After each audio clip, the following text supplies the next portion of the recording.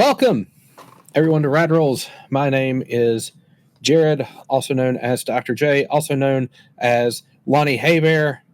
But tonight, I will be your game master for Starfield. I said it right. Be proud of me.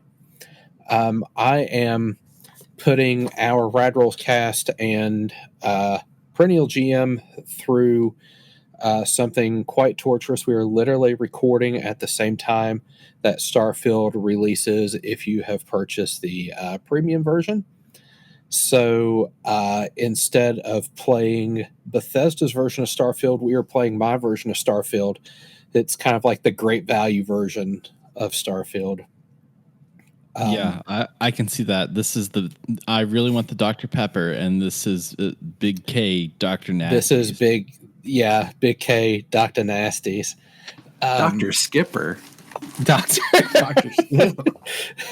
Mr. Salt. What is that?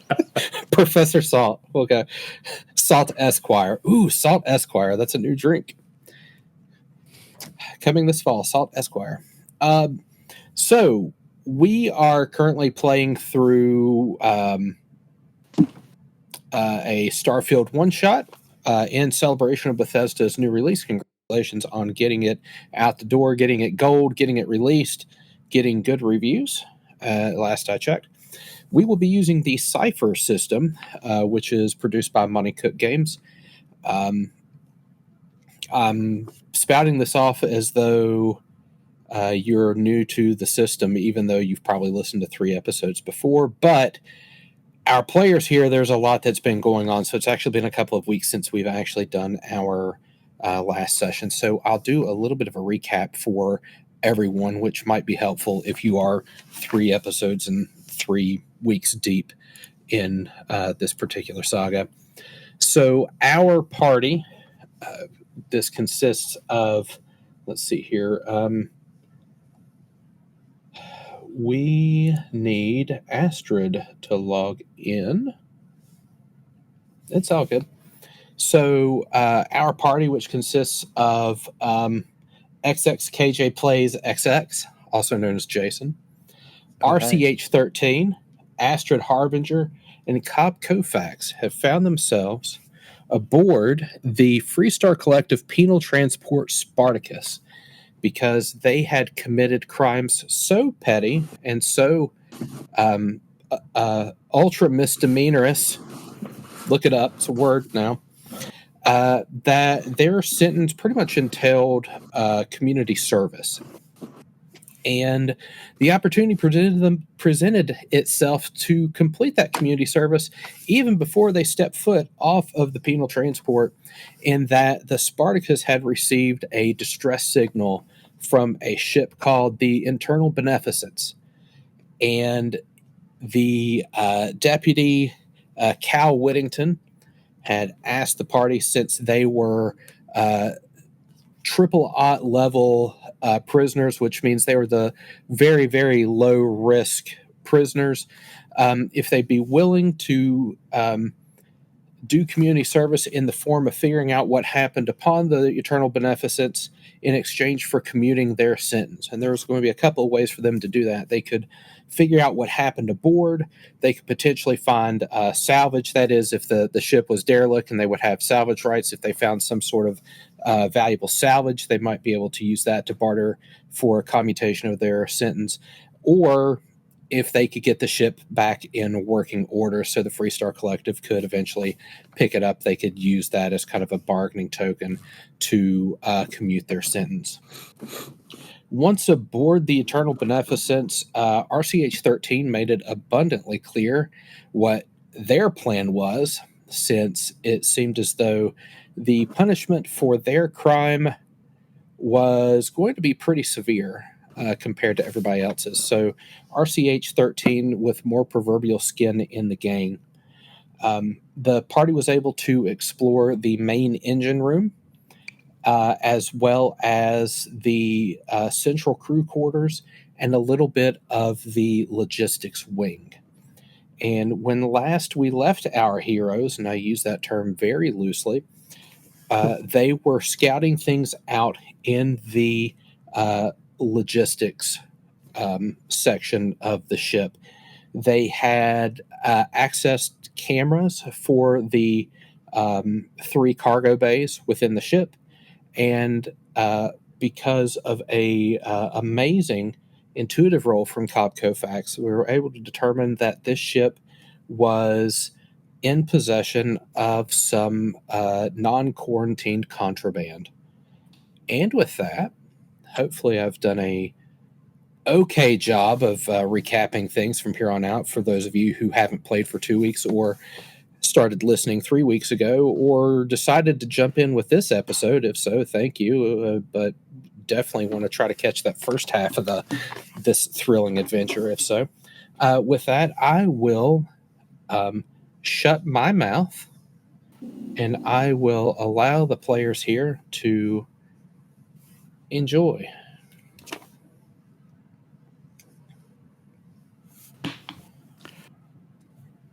Well, here we are. Yeah, so guys, I just put these pictures in my Discord server, and nobody recognized these dead guys, so I don't think they're like all that important people. I think we can just kind of like move on and get like the salvage stuff. I don't really feel like we got to worry about these people. Like nobody even heard of them. They have like no following online. So, and I know that like applies to a lot of you guys too. I'm not trying to say that like just because you guys don't appear online that you're not important. Like you totally are, but I'm just saying that, you know, we're not really like this isn't going to increase my view count. So can we move on from this and kind of get like I got to get some more views. I'm falling out of the rankings today, so we need to like move the show. We got to get going, guys. Kid, these were people. Sure, incredibly nerdy and unathletic people, but they were people. Show some respect. RCH kind of steps into the room because he was, I guess, doing engine stuff right before, and looks at everybody and says, all right, guys, so here's a great logic puzzle. We're supposed to get a ship running, and we have 4 dead people who are in the ship, and how are they going to help us get the ship running?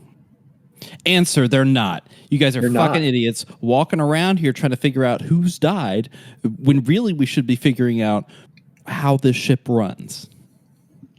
Counterpoint, these people, and they were people, not things, not viewer count. Well, but when they were live, they may have been somebody's viewer count.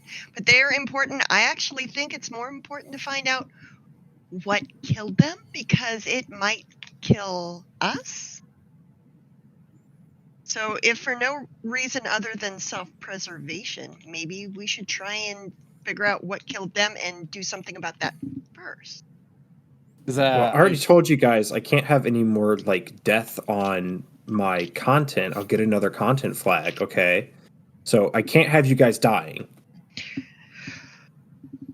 Thanks, I guess. Listen, there's something we really should be paying attention to is that I got 2 words for you guys. Exotic meats. This ship was transporting exotic meats. That probably means this ship was involved with some shady stuff with some shady people, and they might come looking for their exotic meats. Because if I know rich people who love exotic meat, they want their fix. They're rare, tiger bears. I don't know what they're eating, but I think someone might come looking for this cargo. So I don't know if that makes it more valuable or more dangerous. I hate to say it, considering I don't know any rich people at all in any way, shape, or form. But you might have a point. So we have 3 things to do. We need to figure out what happened to the crew. We need to make the ship go brr, and we need to make sure that nobody follows us. I just had this thought of Cobb's exotic charcuteries. Now with ox milk. Listen, I had an endorsement deal with an exotic meat company once. It didn't pan out because not everyone, everyone thinks they're going to get the next fried chicken, but no, sometimes they end up with the next fried cuttlefish. You know where that went? Nowhere. Nobody wanted that. I hate to say it that for people who are really ultra rich, they probably do stuff like pay somebody to clone like a piece of themselves that they can eat, just because then they can be a cannibal without actually doing anything wrong. That's probably the most. That's some freaky exotic. shit. That's weird. It's you know pretty people weird, like right? that? No. Read it in the book. Read it. Yep, absolutely. It's something that was on it was like on a Tumblr post or something I read one time. Okay, we should probably go and find. You know what?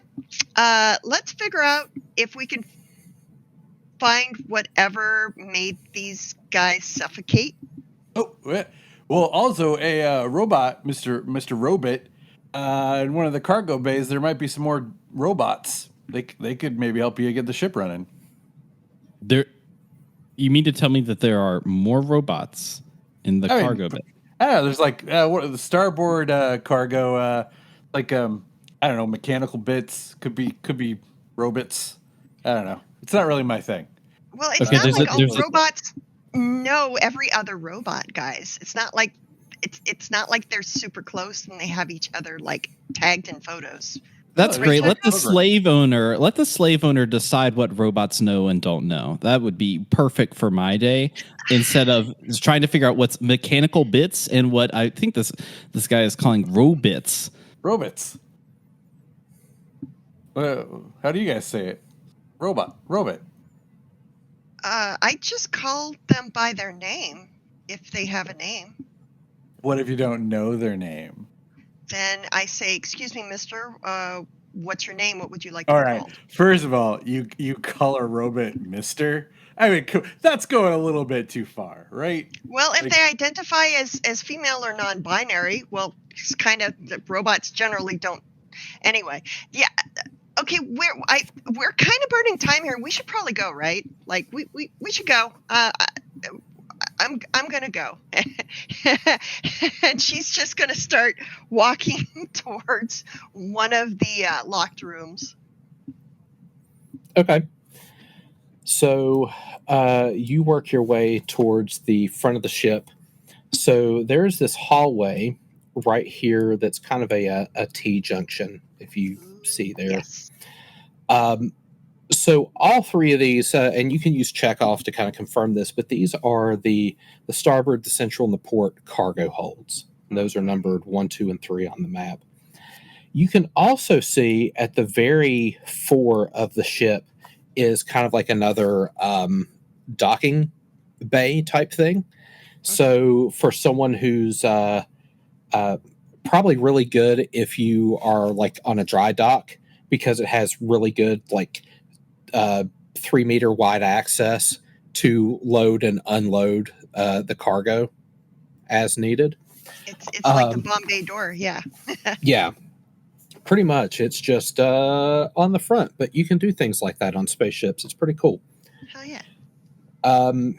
You are pretty sure that door is going to give you access to the vacuum of space and may not necessarily be the best course of action. Yeah, I'm not going to touch that. These other 3 doors, however, are locked. Mm-hmm. They don't have like the motion sensor, touch your hand, door opens, anything like that. You try it and you kind of get like an access denied. And Chekhov's able to translate that, but it's basically saying, and you try all of them, that all 3 of these doors are locked. Well, two of these doors are cargo. One of them leads to an area that was turned into like a, according to the layout, it's a area for the crew, right? Yeah, so the best you can tell from the video, it kind of looked like a recreation area. It certainly could be used for cargo, but right now, like if you could imagine just like a large space for like imagine the room you set up for like your MetaQuest 2 or your HTC Vive or something like that. Like you need some space for like your VR stuff. There's also some rudimentary workout equipment, kind of like a Bowflex type deal, like an all-in-one type gym situation. Also, kind of the equivalent of like a dining quarters. So this particular ship doesn't really have like a dining room per se, but they've sort of converted this area into something reminiscent of that. So think of just a general purpose living space, common quarters.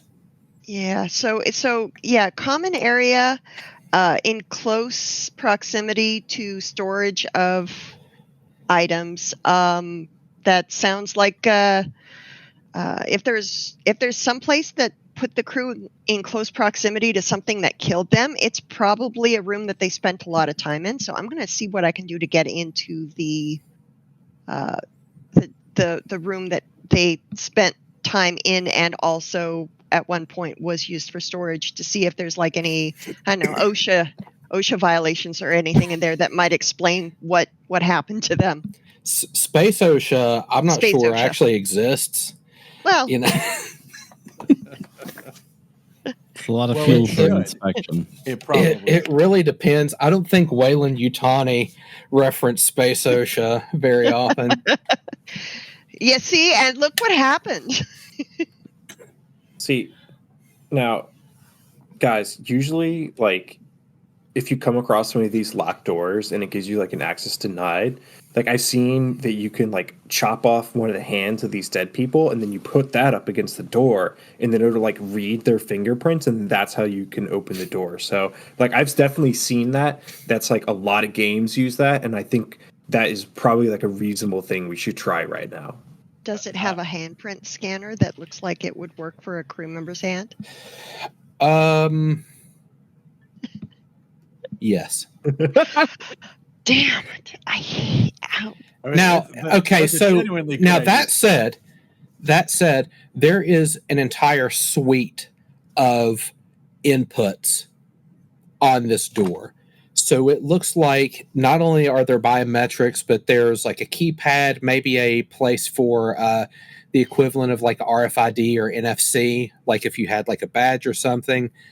Maybe the equivalent of like a physical key. There's. Hey, Archie, help me drag this body over here. Got it. Okay. Let me drag the body over and just kind of flop one of its hands against the keypad. Okay, so are you taking the body from room 4 logistics? Yeah, he's a robot. Why not? Yeah. Okay.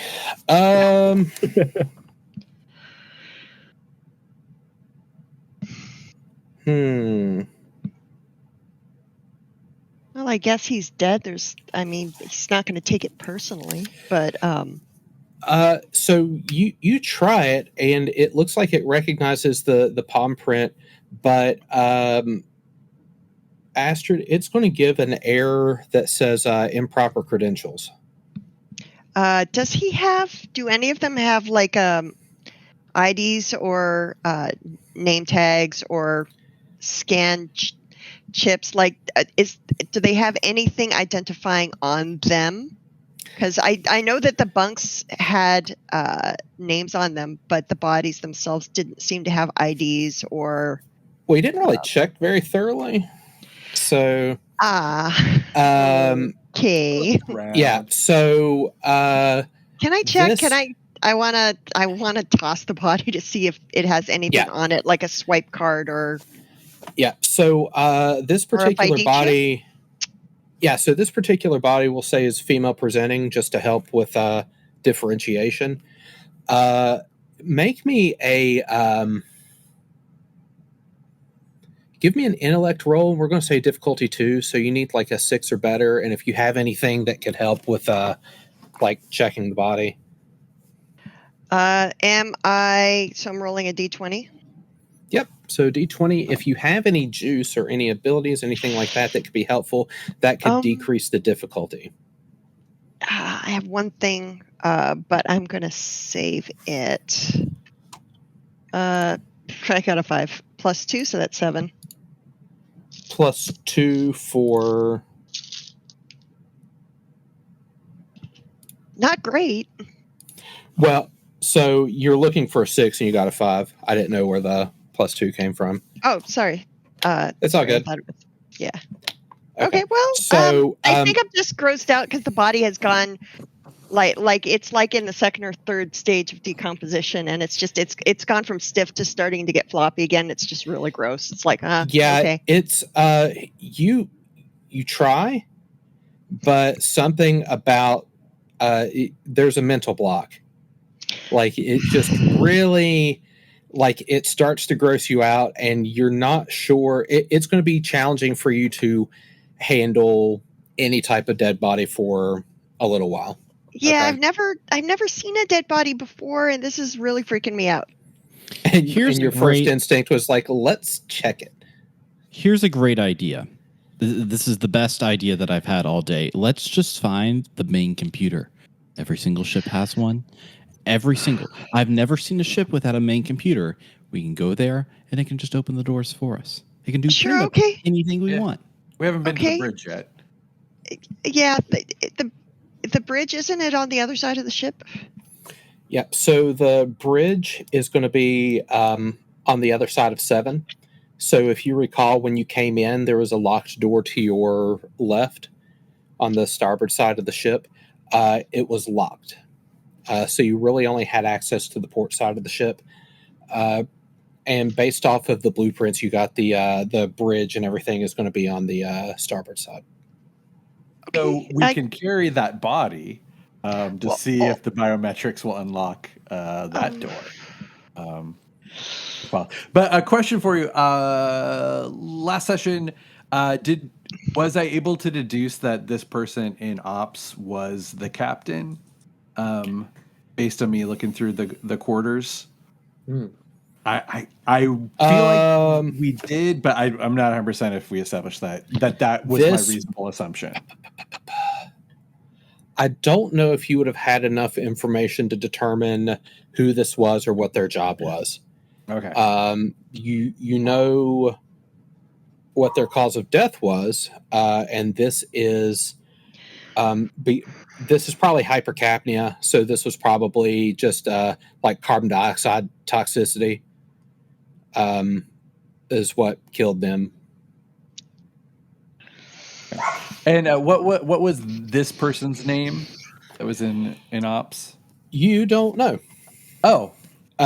What you do know is that in 5D was a storage room that had the footlockers, and you got 4 names from the footlockers. So it's possible this person might be one of those 4 names, and those 4 names were Grace, Wilco, Dyson, and Raquel.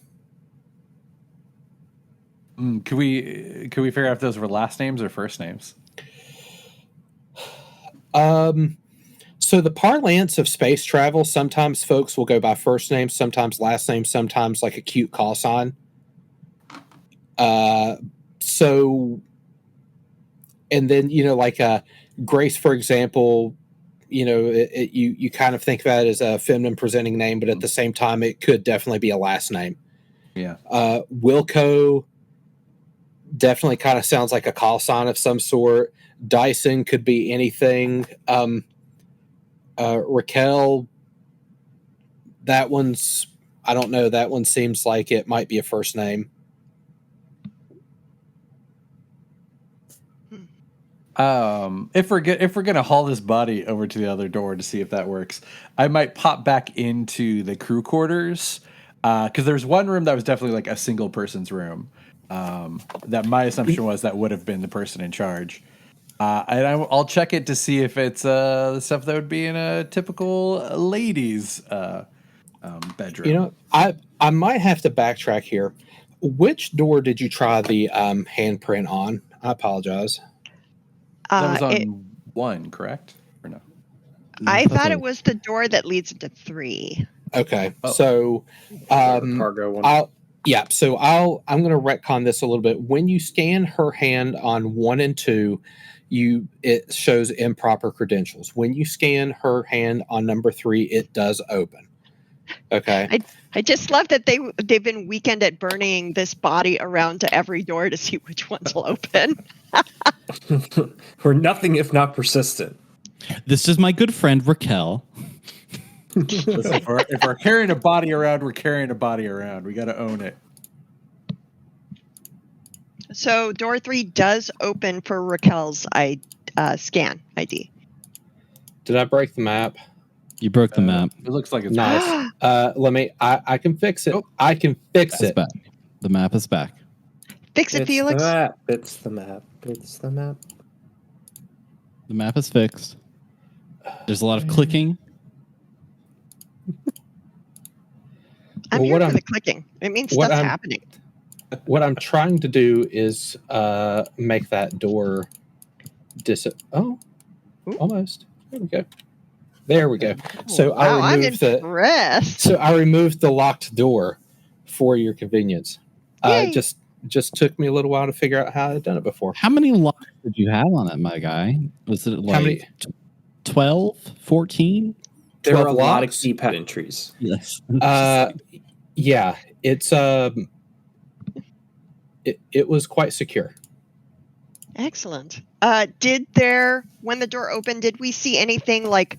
Did we see water vapor? Did we see smoke? Did we see a gust of something, airborne particles going in or out of the room? Anything that would tell us the atmosphere in that room is different than the atmosphere in the hallway? No, I don't think there would be any appreciable signs. And if you have any type of sensor array that's kind of telling you what the atmosphere is like, you don't see any like random gushes of like, oh, there's more oxygen, oh, there's more carbon dioxide, there's a toxic gas or anything. The atmosphere seems pretty consistent. Okay. Your first impression of the room kind of matches what you saw on the video cameras. This appears to be it's been converted to a training and recreation area. There's some knickknacks and stuff here and there, maybe some random storage, almost like potentially a little trophy room too, just kind of things that they've collected on their journeys or something. Any of these trophies stand out as being particularly exotic? Is there anything that is similar to something that Astrid would have seen on a trophy room wall herself at some point? I'm going to say that what they have here is going to be a bit more esoteric and personal value rather than ostentatious wealth, if that makes sense. Yeah, absolutely. So there's some stuff here, almost looks like the equivalent of like an inside joke type of thing, but there's definitely some items of value. And I would like for everybody to roll a D100. Oh, all right. Shit. / roll. How do you do it? I forget. /R space D100. There's also nice buttons on the left-hand side of the map that look like a little dice. That's what I just pressed. I got a 99 on a D100. All right, 11. Lucky 11. So, Dave. Yeah. You got an item called Spy.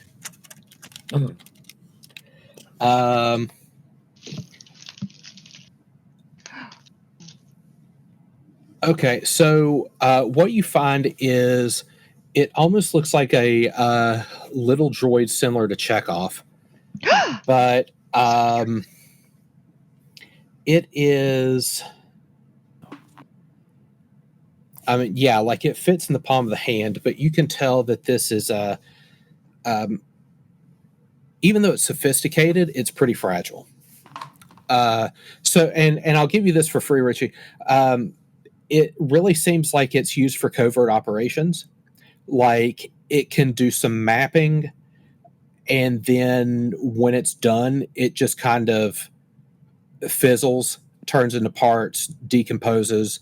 That way, there's like really no evidence of what's happening. So what you're looking for is an item called Spy. We'll call this a level 5. So produces a tiny spying object that resists detection as a level 8 creature, which means it's super difficult to find. The object moves at great speed, mapping and scanning an unknown area. It moves 500 feet per level. So, holy cow, 500 feet per level. And I said it was level 5. So 2,500 feet, scanning an area of up to 50 feet away from it. It identifies basic layout, creatures, and major energy sources. Its movement is blocked by any physical or energy barrier. At the end of its mapping run, it returns to the user and reports. If it discovers a predefined target during its run, such as a creature of level 5 or higher, a locked door, a major energy source, or so on, it detonates instead, dealing damage equal to the Cypher's level to all creatures and objects in short range. Whoa. Cool. Damn. Yikes. So you've got yourself a little palm-sized predator drone. Right. That is scary, man. That's on brand for you. Mm-hmm. You say level 8? We'll call it a level 5, but yeah, it's treated as a level 8 creature for the purpose of detection. Cool. Let's see here. We've got Jason got a 39. This is going to be an enduring shield. Oh, so enduring shield. So we're going to call this like a almost like a wristwatch type deal. Once you stick this on for the next day, the user has an asset to speed defense rolls. So anytime you do speed defense, you get an asset which drops the difficulty by 1. Okay. Let's see here. All right, just really quick. Does that mean that our gamer just got an aimbot? No, the opposite. The opposite. He got God mode. Yep. Oh, wow. So Kofak's got a contingent activator. Let's see what this takes the form of. Ooh. So this is like, if you can imagine those restraining bolts they used in Star Wars that they just like put on a drone. It's a little device that you put on an existing Cypher. If the device is activated in conjunction with another Cypher, the user can specify a condition under which the linked Cypher will activate.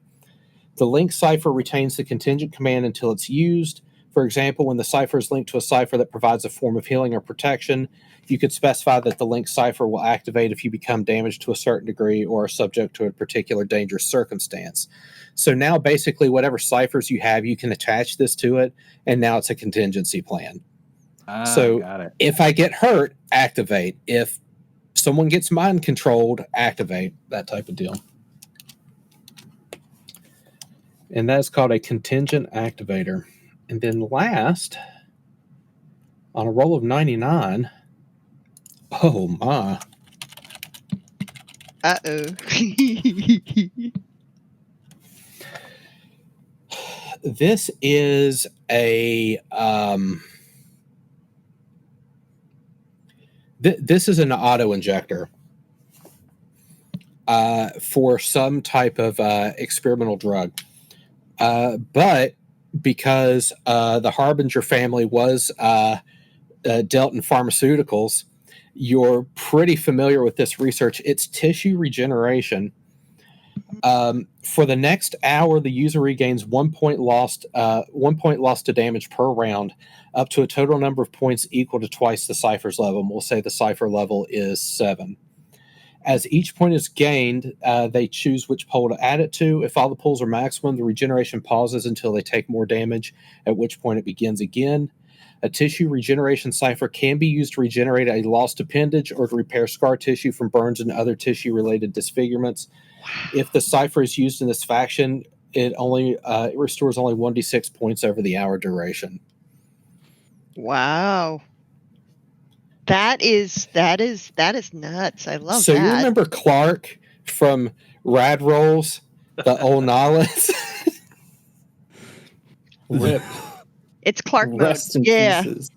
That's Clark mode. Yeah. I miss Clark. Hey, maybe that's like the connected universe tissue, like Elder Scrolls. They originally Starfield. engineered this with nucleated right. DNA from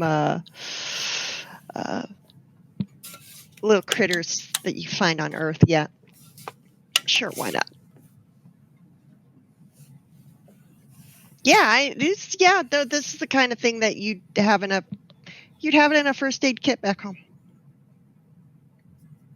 A bougie first aid kit. It's a very bougie first aid kit. It's like, oh, I got a paper cut. Well, I should deal with that.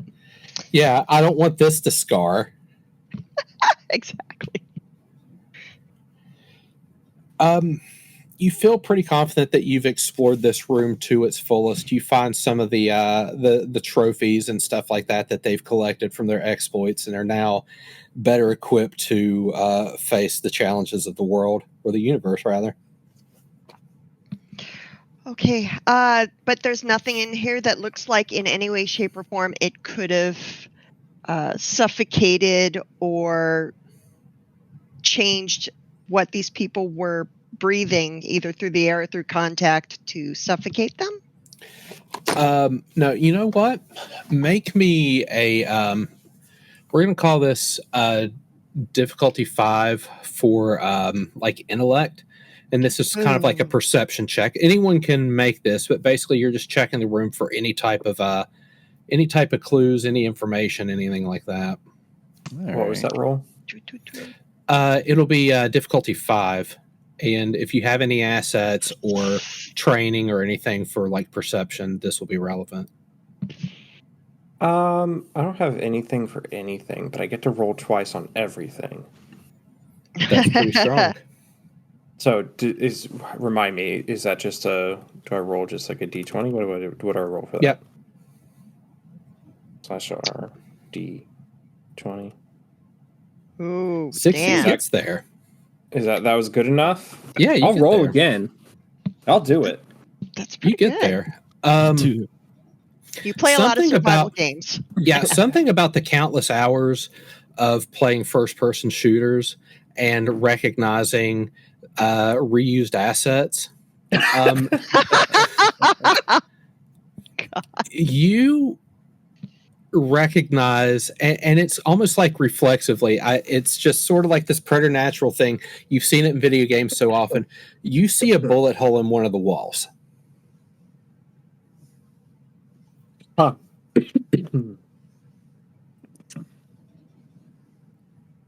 Hey guys, are spaceships supposed to have like holes in them? Usually not, kid. Like bullet holes? Like that's bad, right? Wait, Is that something we should? a bullet hole? Like a kinetic bullet hole? Like somebody shot a gun in here? Where? I mean, that's usually what a bullet hole means.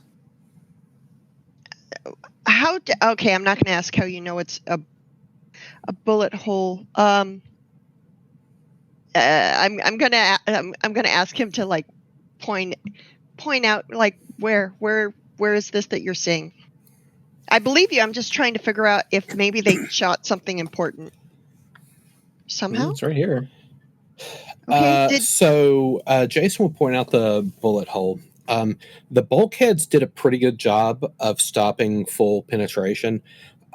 You can probably still fish out the slug, however. So it did kind of like dent into the wall and pierce a little bit of like the first layer. You could fish out the slug if you wanted to. It is about, for most of you, it's about chest to shoulder high. Huh. Which wall is it in? We will say I'm doing Detroit Become Human, like deconstructing. Reverse crime scening. Yeah. Enhance. We'll say this. We will say the starboard wall. Out of character, I don't think the location is as important as the fact of as its existence. Okay. My thought was, depending on what wall it was in, would give us a clue of if it was someone coming into the room to shoot something or something coming into the room being shot at. But if it's in that wall, that's a different story. It's in a wall that's like they weren't standing their ground. They weren't like checking an entrance. Like somebody was in here already. Hey, so Cobb, my thing here's my idea. You all are running out of oxygen effectively. So there's a great time to play detectives, and that's when you all probably have oxygen. It's just an idea I had. So maybe we can play detectives, and I'll sit around and look at bullet holes later. oh, I didn't know you cared. That's so sweet. He doesn't care. He just needs us to help fly the ship. Oh, Exactly. right. Somebody gets it in here. Someone gets it. Thank you. Yeah. Oh, All right, well, get us onto the bridge then. okay. And also, Cobb, I'm just going to ask really quick. None of the bodies actually had like big holes in them that weren't supposed to be there, right? Like none of them had been shot. There was no blood. They didn't have like guns in their hands. Like it's kind of stuff that it'd be usually kind of hard to miss. But Yeah, I gotta say, young lady, I didn't really notice anything. wait, didn't you say a couple of the bodies were in body bags? Did you take them out of the body bags? No, because I'm not in the habit of messing with the dead. We're already carrying one poor dead body around. I wasn't gonna desecrate anymore. But I guess we could look. Desecrate? Did we desecrate a body? Okay. The robot's carrying around some poor dead lady. Well, We she did can't feel smash it it at again. least, Yeah, I'm right? gonna hold the dead lady up by her head and just kind of like waggle it around for everyone. It's like, yes, the dead body. Yes, you want to examine more? Yes, it's Whoa, right whoa, here. whoa! Keep it out of frame. Keep it out of frame. I cannot get another content strike. Okay, so we definitely have to do something. There's no gun on the floor in here or anything, right? There's nothing I see that would be. No. Okay. Maybe we should go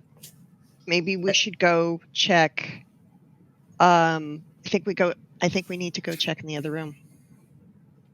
There's no other bullet holes. Just a single bullet hole. Well, we just did. a single bullet hole. Yeah. Okay. Maybe I want to dig out the slug. Here's a great idea. You can think about it on the way to the computer that controls everything in the ship and possibly the oxygen.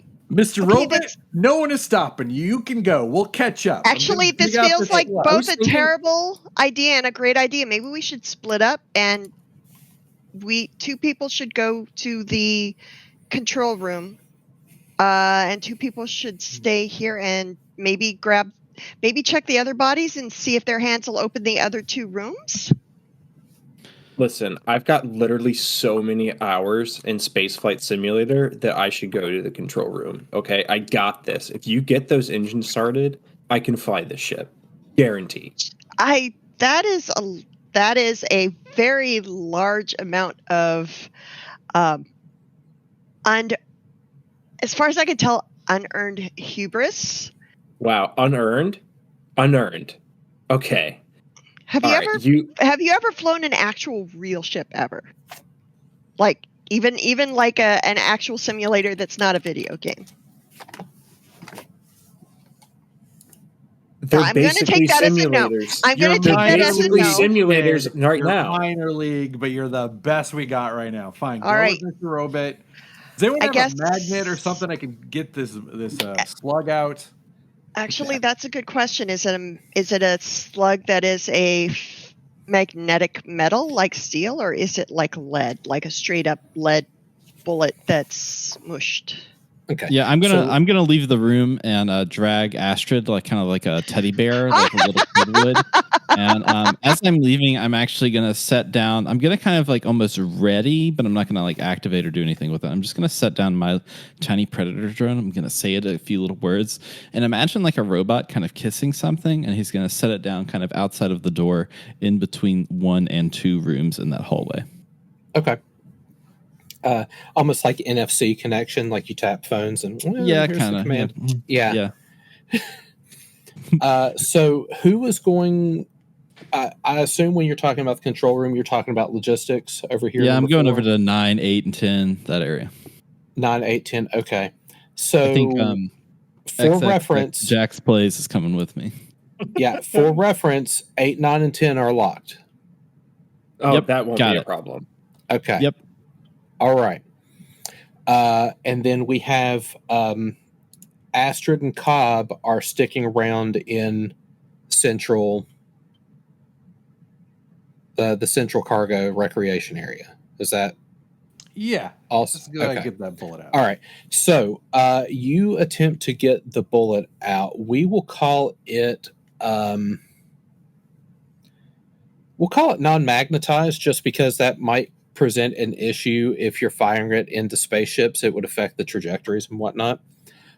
So we'll say some sort of heavy non-magnetic metal, single slug, small caliber. Looks like it would probably be from like a small arms, either a service pistol or a small carbine of some sort. You only see the one round, you only see the one hole. And like I said, it was kind of like a chest level or something like that. Definitely sort of like a self-defense type round. That's we're going to get like really CSI if we don't stop right now, but that's kind of what you get there. The bulkhead did its job. It stopped this bullet. It didn't go completely through the ship and create like a catastrophic vacuum effect or anything like that. But this does seem a little bit recent just because the hole hasn't been patched or anything like that. Is there any evidence that we can get in CSI about it? Can we tell if it passed through a living matter? Like, does it look like there's any like blood on it or any like organic material, like either in the hole or left on the slug? That's going a little CSI, but maybe we'll call it difficulty 4 intelligence or intellect. If you have anything that could help with this, you can add that to it.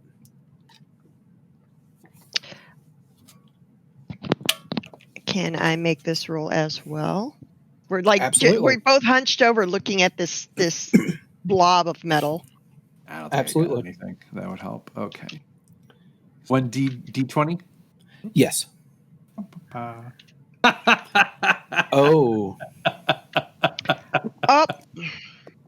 Okay. Well. So, here's what we do with a 1. So I forgot. I want to.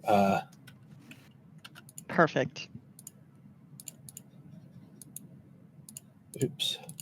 So I did want to give everybody experience for being able to access the central room and finding those ciphers and stuff like that. Now, we have a stark contrast to things going on here. So we're going to start with Cobb.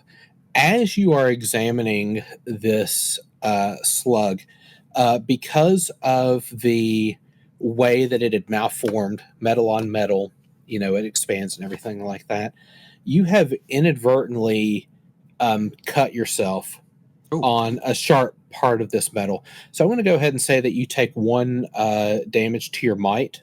So you'll just reduce your might by 1. And it kind of shocks you and you drop it to the ground. Astrid takes the opportunity to examine it herself now because, obviously something got you. She takes a look, and thankfully, the fresh blood sample that you left on this bullet helps confirm that some of the discoloration on this bullet is older blood. So it does look like this bullet had passed through something organic and caused something to bleed. It looks like, this bullet was fired, hit a meat bag of some sort, probably a living one, and then lodged itself in the wall. By the way, Cobb, are you okay? Yeah, it's fine. I've had worse. I've had worse. Oh, okay. All right, Fine. sure. Yeah, this. Anyway, but what I'm thinking is, if none of those bodies died from bullet holes, none of them were bleeding, none of them had wounds, then there might be a fifth person aboard the ship, and they might still be alive or they might be dead, but they might have actually done something to the systems on the ship to cause all the other people on the ship to die. Like a sabotage type thing. Yeah. And they may be held up. Actually, if they had access to a computer to do that, and they were held up someplace with a gun in defense, it would probably be the same place our two new friends just headed. Let me give you a little piece of intellectual candy to waller on while I switch over to logistics. You're in the recreation area right now, and you do see like what would be the equivalent of the dinner table. Mm-hmm. It has 7 chairs. Are there place settings or cups or anything that shows that there was maybe a meal or a game of like spades that was interrupted? Anything like that? Nothing like that, but you kind of get the impression based upon place settings and everything that this is this crew's larger than 4 people. Okay. I'll let you waller on that for a while. We're going to go to logistics.